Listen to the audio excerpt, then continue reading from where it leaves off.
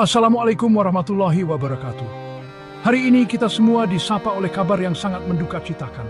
Sebuah kehilangan besar yang tak hanya dirasakan oleh keluarga, tetapi oleh seluruh hati masyarakat Minangkabau. Kepergian seorang tokoh bukan sekadar tentang berkurangnya satu manusia di dunia ini.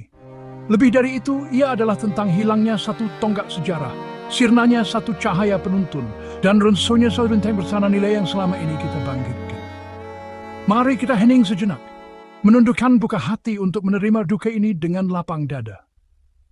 Innalillahi wa inna ilaihi raji'un. Sabtu 28 Maret 2026. Langit ranah Minangkabau seakan mendung dan mendayu sedih. Rumah tua suku Sikumbang kini hening, menyambut kepulangan terakhir seorang putra terbaik bangsa. Angku Yus Datuak Parpatiah telah berpulang. Bukan sekadar nama yang hilang, bukan sekadar tokoh yang pergi.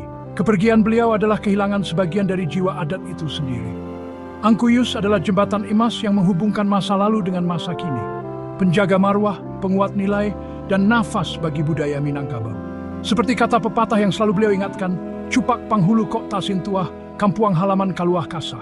Dan beliau adalah bukti hidup, pemimpin yang tahu jalan, yang menskri kampung halaman berberi kehidupan. Kini kursi itu kosong, suara itu tak lagi terdengar.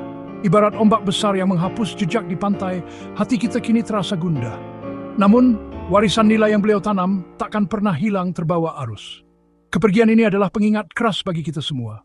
Di tengah derasnya zaman, siapa lagi yang akan menjaga? Siapa lagi yang akan meneruskan obor ini?